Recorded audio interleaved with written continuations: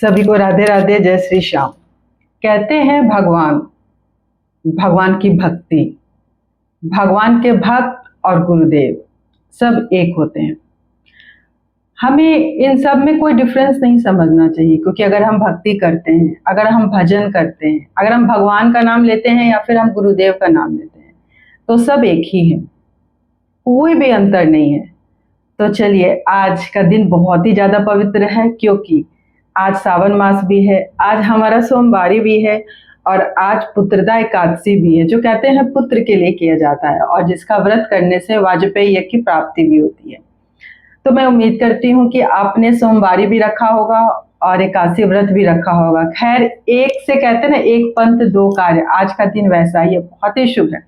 तो मैंने सोचा कि आज का दिन इतना शुभ और कथा ना हो, वो भी भगवान की, कैसे हो सकता है, क्योंकि हर चीज का शुरुआत और अंत भगवान, भगवान की कथा, भगवान के भक्त वही है।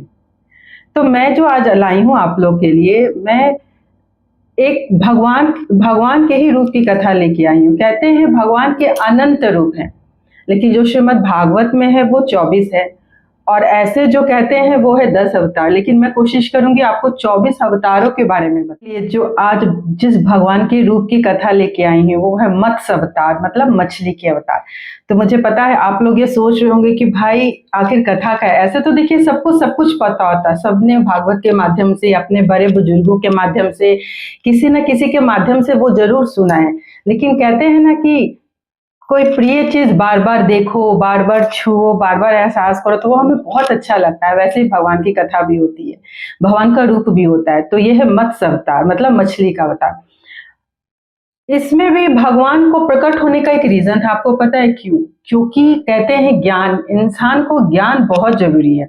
अगर ज्ञान ना हो तो व्यर्थ है इंसान। फिर इंसान में, पशु पक्षी में, जीव जंतु में कोई डिफरेंस, राक्षसों में कोई डिफरेंस नहीं होगा। तो इसी तरह क्या हुआ, एक हयग्रीव नामक एक दैत्य था, वो अपना कब्जा पाना चाहता था और उसके पास तो ज्ञान था ही नहीं। तो उसने सोचा मैं ज्ञान की चोरी कर लेता हूँ। तो उस समय क्या हुआ, ब्रह्मा जी सो रहे थे और उसने इसी का फायदा उठाया। उसने क्या किया, ब्रह्मा जी जब सो रहे थे तो उनके मुख से वो ज्ञान चुरा लिया और वो समुद्र के बहुत ही गहराई में जाके छिप गया। अब जब वो ज्ञान की चोरी हो गई तो देखा गया कि चारों तरफ अज्ञान ही अज्ञान है। क्योंकि कहते हैं ज्ञान इन द सेंस वो वेदों की चोरी कर लिया। वेद में ही आपके मंत्र, यज्ञ, तप, तपस्या जो आते हैं सब इसी से उच्चारण होके ही होते हैं। जो चार हमारा वेद होता है, सतयुग, त्रेता युग, ये जो चारों वेद होते हैं वो सबकी उसने चोरी कर लिया। तो प्रलय आने लगा। उस समय कह रहे थे, उस समय ऐसा लग रहा था कि लोगों को कि ये कुछ कुछ अनिष्ट होने वाला है। तो देवता लोग भगवान के पास गए, भगवान से विनती की कि भगवान ज्ञान की चोरी हो गई, हमारे वेदों की चोरी हो गई, कृपया करके कोई रूप धरिए और इस पृथ्वी पे आइए। तो भगवान ने कहा कि तुम चिंता मत करो, मैं तुम्हारे लिए अवश्य ये रूप, मैं कोई रूप धारण करूंगा। चूंकि उसने ना मछली का रूप भगवान ने क्यों धारण किया, क्योंकि वो ये बताना चाहते थे कि मछली के भी जो पानी के भी जीव है वो भी कितने हमारे लिए जरूरी है। और वो वेद को लेके पानी के अंदर गया, जल के अंदर गया, इसलिए उन्होंने मछली का रूप धारण किया कि किसी को भी छोटा बड़ा नहीं समझना चाहिए। अब बात ये आ गई कि भगवान लीला तो करते हैं लेकिन चयन भी करते हैं कि हम किस व्यक्ति का चयन करें। तो उन्होंने सत्यवत नाम के एक राजा का चयन किया, जो बहुत ही भगवत परायण, भगवान की भक्ति में लीन रहता था, कर्तव्य था, धर्मनिष्ठ था। तो द्रविड़ देश के जो सत्यवत नाम के जो राजा थे, वो एक बार क्या किए कि कृतनामा नदी के पास वो तर्पण कर रहे थे। तर्पण किए तो हाथ में जैसे जल लिया, आपको मैं दिख रही हूँ ना, हाथ में ऐसे जल लिया और ऐसे नदी के ऊपर छोड़ने लगे।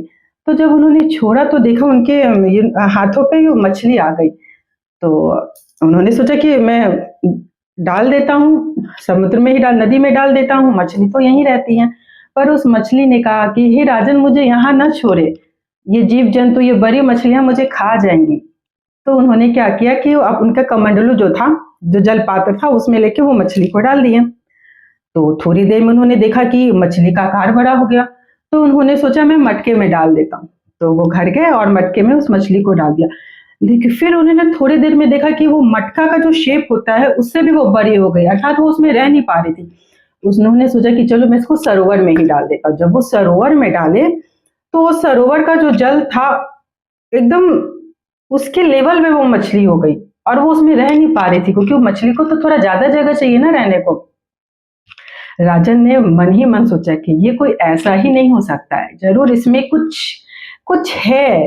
भगवान का तो उन्हें प्रतीत हो रहा था, लेकिन उनके मन में उधर चल रहा था। फिर उन्होंने सोचा कि इस मछली को मैं समुद्र में ही डाल देता हूँ। तो वो वहां आए, मछली को लोगों से रखवाया एक बड़ी सी लकड़ी के ऊपर, और वो समुद्र में जाके मछली को डाल दिया। जब वो समुद्र में चली गई तब वो मछली कहते हैं एक दिन में 4 कोस की हो गई, मतलब वो इतनी लंबी हो गई। तब उस राजन ने कहा, हे देव, आप कौन है? मैं जरूर जानता हूं कि आप अंतर्यामी, आप भक्तों के प्रिय, आप श्री नारायण ही हैं। तब भगवान ने प्रकट हुए और मत्स्य रूप में। भगवान ने कहा, हाँ, मेरी कोई योजना है, इसके लिए मैंने तुम्हारा चुनाव किया है।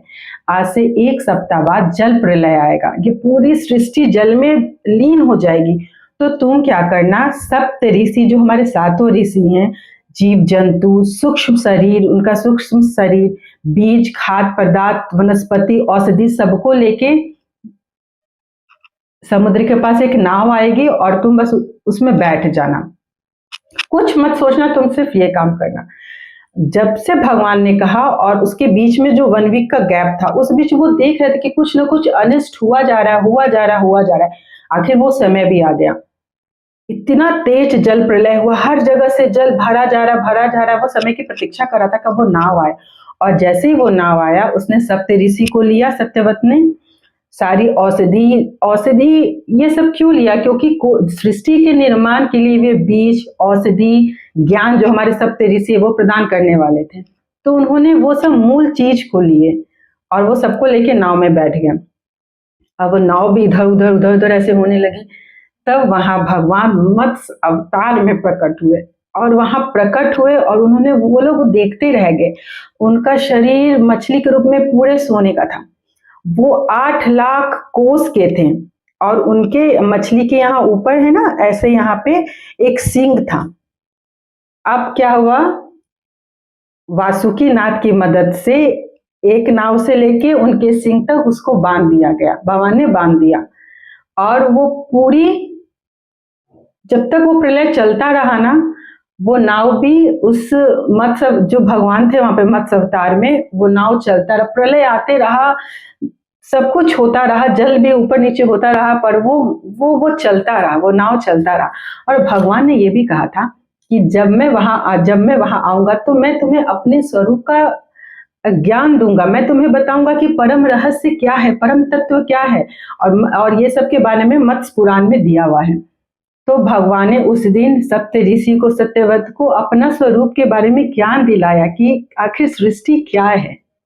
और आखिर वो समय भी आ गया कि जब प्रलय खत्म हो गया और भगवान ने हयग्रीव को समुद्र के अंदर जाके, भगवान ने समुद्र के अंदर गहराई में जाके हयग्रीव नामक दैत्य को मार दिया, उनसे वेद लिए। और जब ब्रह्मा जी की नींद खुली तो उन्होंने वेद को ब्रह्मा जी को दे दिया। और कहते हैं उसके बाद एक नई सृष्टि का उद्गम हुआ। तो कहते हैं भगवान देखिए आते तो हमारे लिए ही हैं, भगवान आते तो हमारे लिए ही हैं, हमारे सुरक्षा के लिए हर रूप में आए। तो हमें हर रूप से ये सीखना चाहिए कि हमारे जिंदगी में ज्ञान भी बहुत जरूरी है कि सच्चा सच्चा क्या है, और सच्चा यही हमारा भगवान का साथ। क्योंकि न जाने हमारा कितना जन्म हुआ है, हम भी नहीं जानते, आप भी नहीं जानते, कोई नहीं जानता। शायद भगवान की जिनकी कृपा हो, शायद वही जानता हो, पता नहीं। तो भगवान का साथ कभी भी न छोड़े। जिंदगी में बहुत बार ऊपर ऊपर नीचे परिस्थिति आती है, शायद भगवान हमारे उस समय टेस्ट भी लेते हैं कि देखते हैं ये क्या करता है।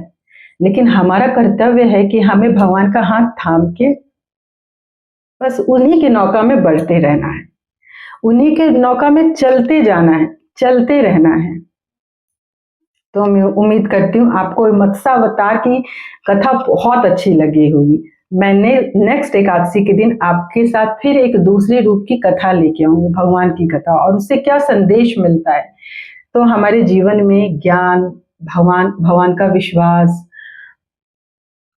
भगवान क्या है, इस सत्य को जानते रहिए, समझते रहिए और समझ जाएंगे। क्योंकि जब तक हम किसी की चाह नहीं करते वो चाह कंप्लीट नहीं होती है, और जब हम चाह कर लेते हैं कि हमें ये करना है तो वो चीज तो मिल ही जाती है। तो चलिए सिर्फ 2 मिनट हरे कृष्ण का कीर्तन करते हैं, फिर मैं विराम दूंगी। तो चलिए हम लोग साथ में मिलके गाते हैं। हरे कृष्णा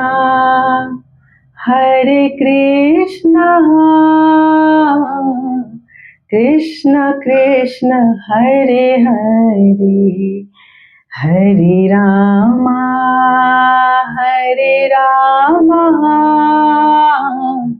रामा रामा, चलिए साथ में गाइए, हरे हरे, हरे कृष्णा कृष्ण कृष्ण हरे हरे, हरे रामा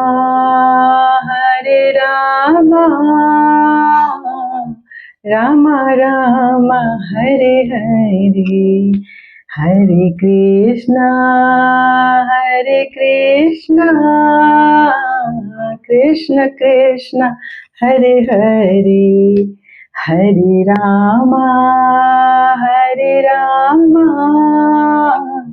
रामा रामा हरे हरे। भगवान का नाम सुनिए, नाम जाप कीजिए, उनका भजन गाइए।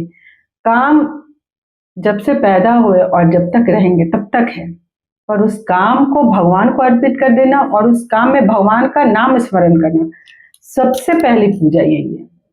और अगर यही पूजा हो गई तो मंदिर जाना, व्रत करना सब सबके समान है। अपना ख्याल रखिए, राधे राधे बोलते रहिए और कथा का इंतजार कीजिए, नेक्स्ट कथा का। जय श्री राधे।